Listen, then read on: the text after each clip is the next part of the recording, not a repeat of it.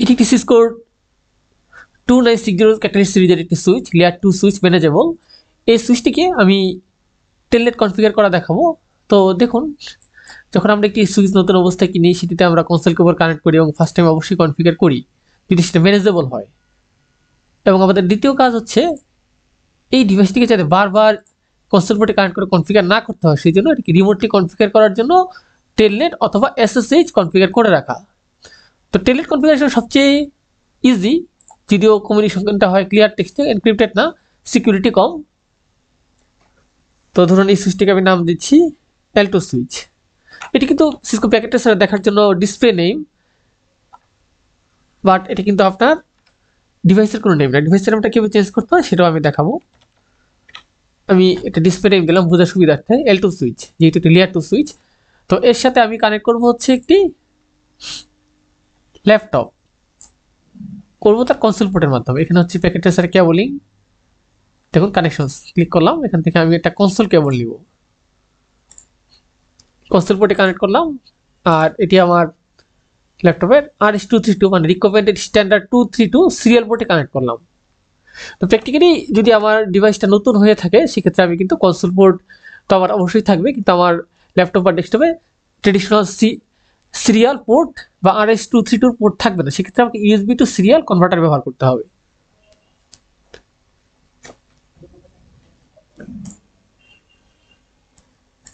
আর আমাদেরকে অবশ্যই first time কনফিগারের জন্য কোনো টার্মিনাল ইমুলেশন প্রোগ্রাম ব্যবহার করতে হবে রিয়েল ওয়ার্ল্ডে, যেমন হচ্ছে পুটি, সিকিউর সিআরটি অথবা হাইপার টার্মিনাল। যেহেতু আমি এটা একটি সিমুলেটারে করছি, তো সব সেটিং ওকে রাখবো, কোনো কিছু মডিফাই আপাতত করবো না। আমি ডিভাইসের সাথে কানেক্ট হলাম কনসোল পোর্টের মাধ্যমে। এটি আমার ডিভাইস, এটি টোটাল পোর্টের সংখ্যা 26টি, 24টি ডাউন লিঙ্ক পোর্ট এবং 2টি হচ্ছে আপ লিঙ্ক পোর্ট। এটা হচ্ছে তার মডেল নাম্বার। এটা হচ্ছে সিসকো আইওএস এর ভার্সন, অর্থাৎ সফটওয়্যারের ভার্সন, অপারেটিং সিস্টেম যেটা। তো দেখুন আমরা এটা টেলনেট কনফিগার করব।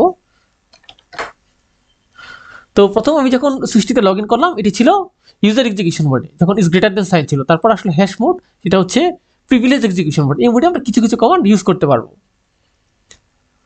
তো আমরা যেহেতু টেলনেট কনফিগার করতে যাচ্ছি, সেটি কনফিগার করতে হয় গ্লোবাল টার্মিনাল মোডে। তো সেটা করার জন্য আমাদেরকে CONF অর্থাৎ কনফিগার টার্মিনাল টাইপ করতে হবে, তারপরে এন্টার চাপতে হবে। দেন সুইচের ব্র্যাকেটে কনফিগ লেখা থাকবে, তার মানে আমি হচ্ছে আছি গ্লোবাল কনফিগারেশন মোডে। তো এই মোডে থাকা অবস্থায় আমি আমার সুইচের নামটি চেঞ্জ করব।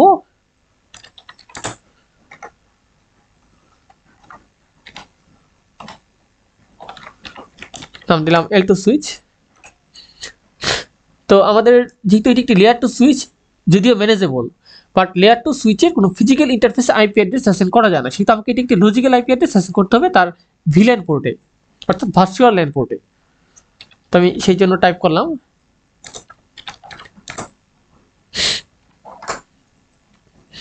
ইন্টারফেস ভিলেন 1, আইপি অ্যাড্রেস লিখব, দেন সাবনেট পাস।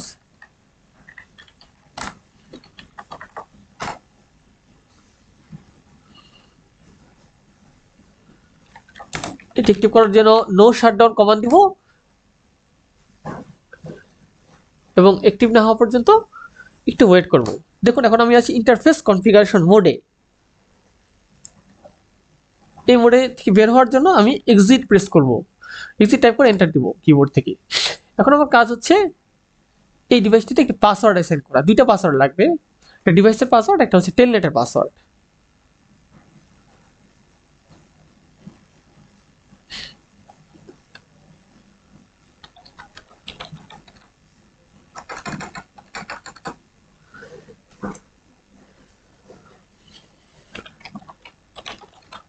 আমি ইচ্ছা করলে ইউজার নেম পাসওয়ার্ড দুইটাও অ্যাসাইন করতে পারি। আমি ইউজার নেম লিখলাম টেস্ট, সিক্রেট কমান্ডের মাধ্যমে আমি এনক্রিপ্টেড পাসওয়ার্ড অ্যাসাইন করব। পাসওয়ার্ড দিলাম 1 2 3। এই লেভেলটা একটি অবশ্যই স্ট্রং পাসওয়ার্ড দিবেন, যেহেতু আমি লাইভে দেখাচ্ছি, তার সেই জন্য জাস্ট ইজি একটা পাসওয়ার্ড দিয়ে নিচ্ছি। আমাদের আইপি অ্যাসাইন করা শেষ, ভার্চুয়াল ইন্টারফেসে ইউজার নেম পাসওয়ার্ড অ্যাসাইন করা হয়ে গেল। আমাদের কাজ হচ্ছে ভার্চুয়াল টার্মিনালে কনফিগারেশনটা শুরু করা।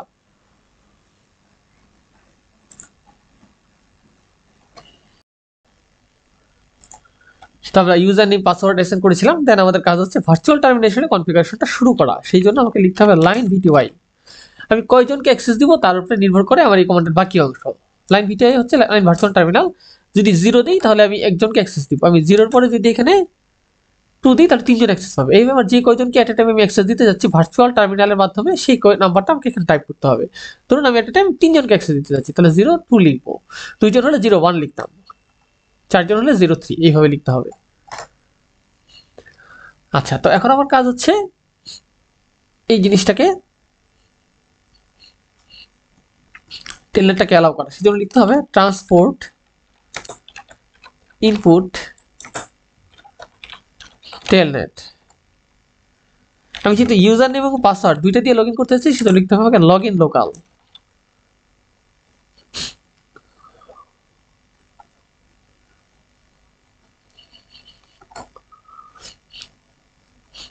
আচ্ছা, তাহলে দেখুন আমরা যে জিনিসগুলো দিয়েছি লগ ইন লোকাল ইন্ডিকেট করে আমি আমার এই সুইচের যে লোকাল ইউজার নেম এবং পাসওয়ার্ড সেটা দিয়ে আমি লগ ইন করতে যাচ্ছি।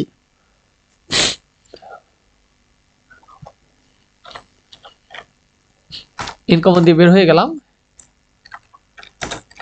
Copy running config startup config command দিয়ে আমার ভিরাম থেকে এনভিরামে কমান্ডগুলিকে সেভ করে নিলাম।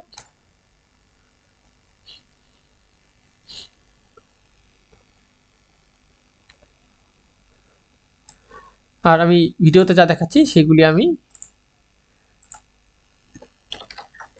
একটি নোটপ্যাডে ফাইলে সেভ করে রাখবো, যাতে পরবর্তীতে আমি কি করেছি আমার সেটা কাজ করতে যে সুবিধা হয়।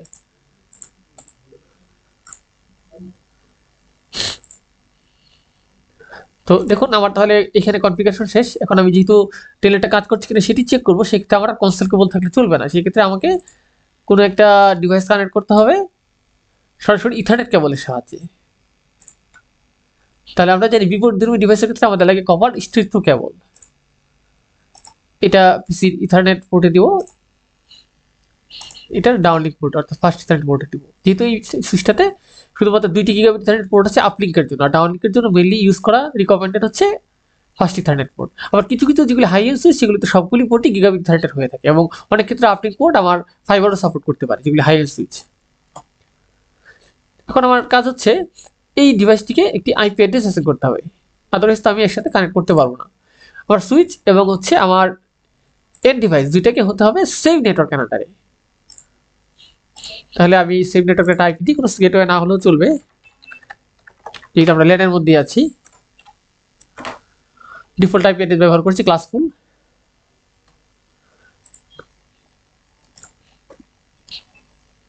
পিসি টার্মিনালে যাব, সরি পিসি টার্মিনাল না, টার্মিনাল হচ্ছে যখন আমি কনসোল পোর্টের মাধ্যমে কনফিগার করবো সেই ক্ষেত্রে প্যাকেট ট্রেসারে। আর টেলনেট করার জন্য যেতে হবে কমান্ড প্রম্পটে, টেলনেটে ডিভাইসের আইপি টাইপ করব।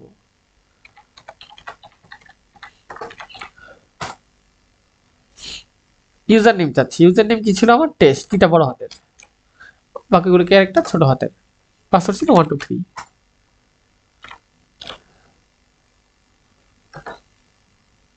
দেখুন আমার টেলনেট কনফিগারেশনটা কিন্তু পুরোপুরি সাকসেসফুল না, কারণ কি আমি ইউজার নেম পাসওয়ার্ড অ্যাসাইন করেছি টেলনেটের জন্য, বাট আমার এনেবল মোডের জন্য অর্থাৎ ইউজার এক্সিকিউশন মোড থেকে প্রিভিয়াস এক্সিকিউশন মোডে যাওয়ার জন্য কোনো পাসওয়ার্ড অ্যাসাইন করিনি, সেক্ষেত্রে আমার টেলনেট কিন্তু কার্যকর না। সেক্ষেত্রে আমাকে সেই জিনিসটাও কনফিগার করে নিতে হবে আমার মেইন ডিভাইস থেকে, আদারওয়াইজ আমার টেলনেট কনফিগারেশন পুরোপুরি সাকসেসফুল হবে না।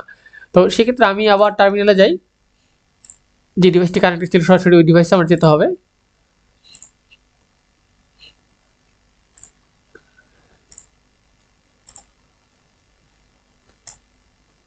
তাহলে দেখুন আমরা কি করেছিলাম, ইউজার নেম পাসওয়ার্ড দিয়েছিলাম, বাট এটা এনেবল মোডের জন্য কোনো পাসওয়ার্ড দেয়নি।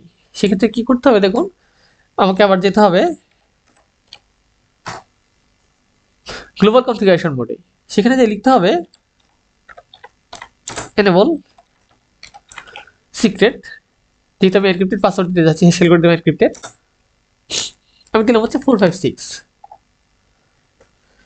এই কমান্ডটা যে মুহূর্তে যদি আমি এই মুহূর্তে আছি গ্লোবাল কনফিগারেশন মোডে, আমি এই কমান্ডটাকে সেভ করতে চাচ্ছি, তো নরমালি কমান্ড সেভ করতে হয় প্রিভিলেজ এক্সিকিউশন মোডে। তো গ্লোবাল কনফিগারেশন পোর্টে প্রিভিয়াস এক্সিকিউশন পোর্টের কমান্ড রান করার জন্য আগে ডু কমান্ড ব্যবহার করতে হয়। Do write memory do ডব্লিউআর।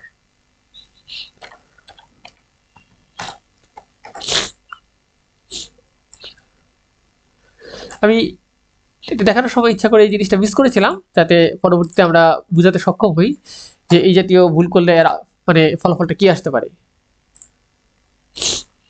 এখন আমরা যদি আবার ট্রাই করি,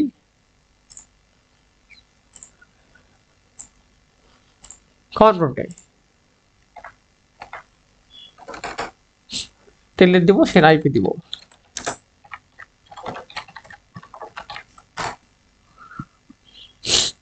ইউজার নেম ছিল টেস্ট। প্রথম হচ্ছে টেলনেটের পাসওয়ার্ড, এটা আমাদের অবশ্যই মনে রাখতে হবে। সেকেন্ড হচ্ছে আমাদের ডিভাইসের পাসওয়ার্ড। দেখুন প্রিভিলেজ মোডে যাওয়ার জন্য পাসওয়ার্ড যাচ্ছে, দিয়ে দিলাম।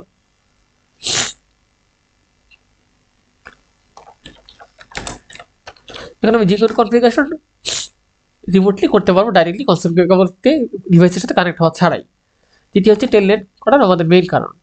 দেখুন আমরা শো রান কনফিগারেশন কমান্ড দিয়ে এর মধ্যে কি কনফিগারেশন রানিং আছে, অর্থাৎ কি কনফিগারেশন আমাদের ভিআরএমে আছে সেগুলি আমরা দেখতে পাচ্ছি।